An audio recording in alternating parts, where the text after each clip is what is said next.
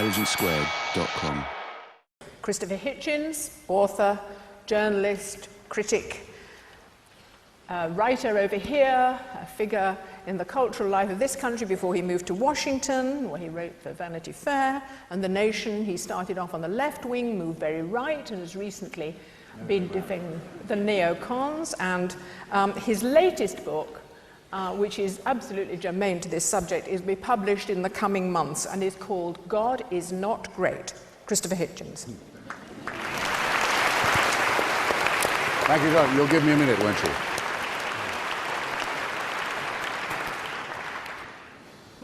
Thank you very much, Joan, for that slightly misleading introduction to someone who may no longer be a socialist, but still vibrates to Marxism. Thank you, ladies and gentlemen, for coming. I think I'll be able to be reasonably terse, given the very heavy artillery that follows me on our side. I think it might perhaps have been felt when I was chosen that the case for atheism should not be made by the spokesman for its moderate wing, Richard Dawkins. It might be okay to have at least one extremist on the panel.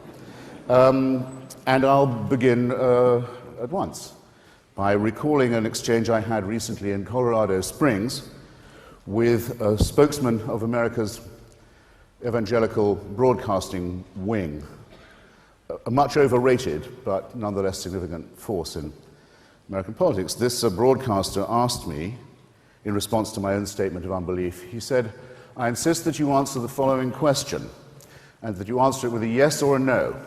I braced myself. I accepted the challenge unseen. He said, "You are to imagine yourself in a strange city where you've never been before. You are to imagine nightfall coming on, and you to be without friends or succor in this town. And you are to ask yourself whether you would feel safer or less safe when you saw a dozen men coming towards you in the dusk, if you were to know that they had recently come from a prayer meeting." This is I think I can justifiably say I'm relaying to you, comrades, friends, brothers, sisters, the challenge that was put by the religious to me. You'll see at once it's not a yes-no answer. You can't give a yes-no answer to that, but I accept it anyway. I said, very well, I won't give a Sesame Street reply, but just without leaving the letter B, I have been in that situation. In Bombay, in Belfast, in Beirut, in Belgrade, in Baghdad, and many other places too. And I won't tell you about all of them, but let me just, as it were, fill in some of those latent blanks. In Belfast, the capital city of one of the provinces of this, our United Kingdom, as everybody here knows, everything, culturally, educationally, economically, politically, socially, has been very gravely retarded for at least a quarter of a century.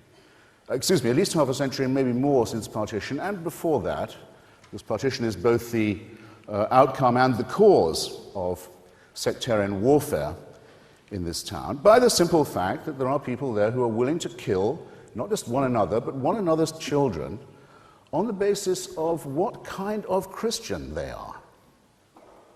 Horrible things are done, not just in pubs and clubs, but on the streets, on housing estates, on university campuses in that city still, despite the relatively good news we've had today, where the situation remains dominated by barbaric sectarian party leaders. On this and no other basis. Both churches demand that their children are sent to separate schools. They each agree with the other that above all things, their own children must be protected from the faith of another faith. I don't think I need to elaborate very much more on how horrendous the consequences of that have been and how they are enshrined, by the way, in our own constitution, which mandates that our own head of the church is also the head of the state and of the armed forces, with all the ludicrous Windsor consequences that you get if you found a national church on the family values of Henry VIII. These conditions, which are farcical in England, Wales, and Scotland, are tragic and ugly, only a few minutes flying time from where we sit.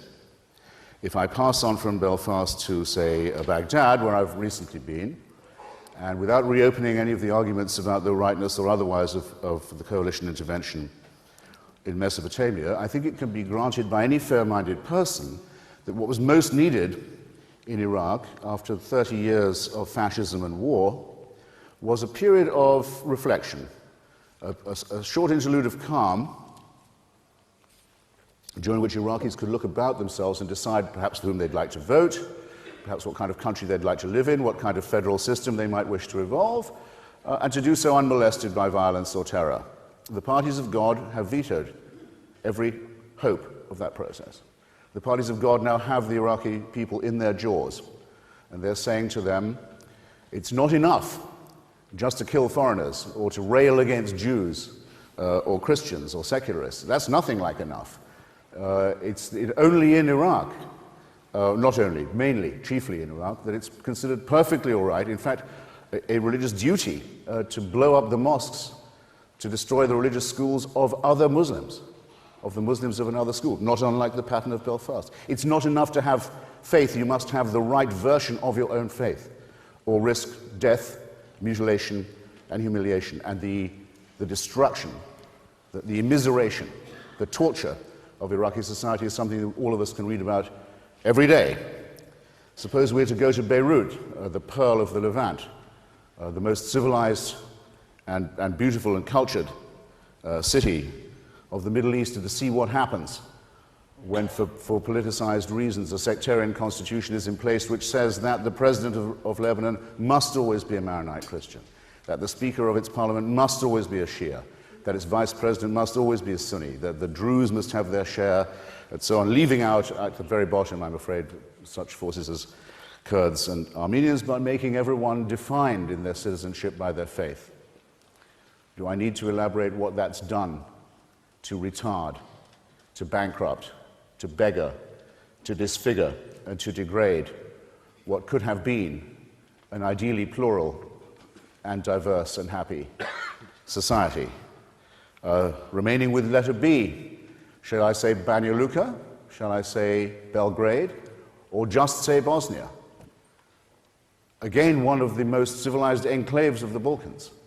For many years, protected by a secular constitution and the remains of what had been a secular and democratic republic. And just look what happens when it is decided that it is a matter of faith that determines your citizenship, your allegiance, your identity, your nature, your rights.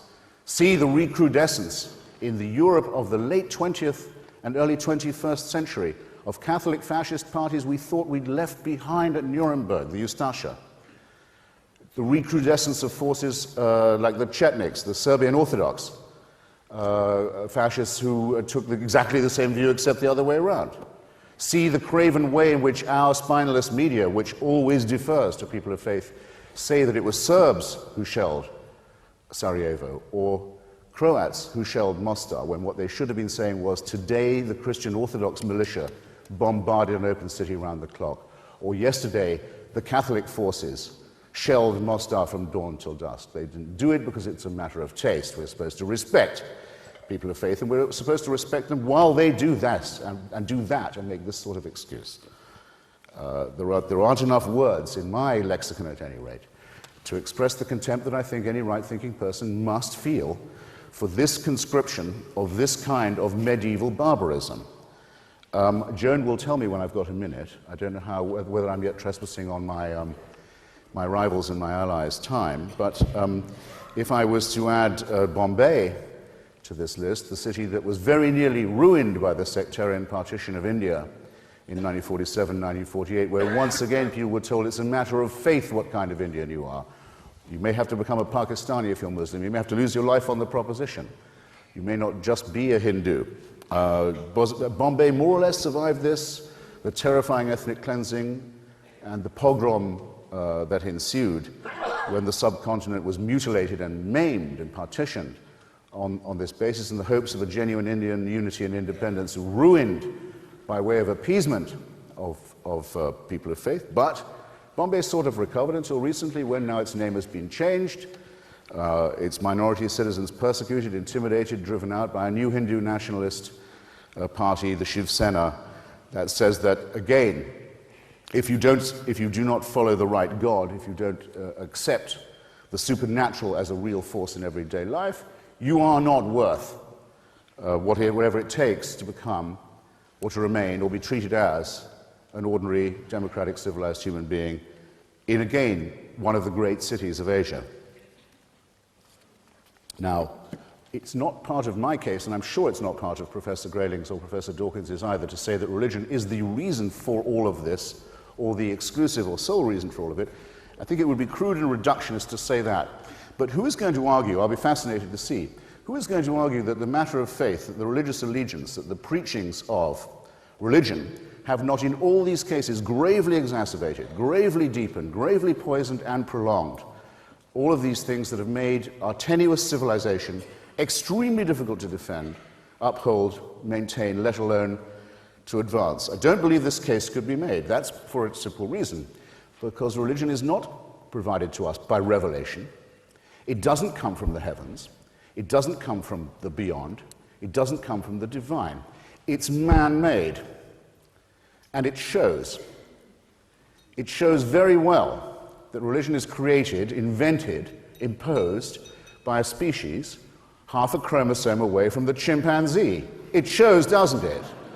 Well, why do we deceive ourselves on this point? And is there anywhere, I'm now going to wind up, is there anywhere of the places I've mentioned, and I exempt Basra and all the other B's I could take you around, where it wouldn't be enormously welcome if there was a mass conversion to secularism, or a mass adoption of the secular idea and principle, of the principles of Bertrand Russell, who once spoke famously from this platform, of Thomas Paine, of Thomas Jefferson, of Voltaire, and others. And I'll close by saying that I want you to be on your guard against two false issues in this respect, and I'll be very brief. When I mentioned those gentlemen, and I could mention some ladies too in this connection, like Mary Wollstonecraft, don't let anyone tell you that, oh, well, secular tyranny is just as bad. After all, there have been fascist and communist dictatorships which have been just as revolting. Fascism, as you know, was supported by the Catholic Church all through its life, and in fact till after it had died, and still is defended by it. One of the leaders of the Axis was actually, the Japanese leader, was actually a god. There's no way of saying fascism and National Socialism in the Axis was secular. And in the case of Stalinism and Maoism and the Khmer Rouge, the same mistake is made, and a religion is made out of man. It's the religious impulse itself that I think we need to oppose, to criticize in ourselves as well as in others. The argument from faith, in other words, the argument from certainty.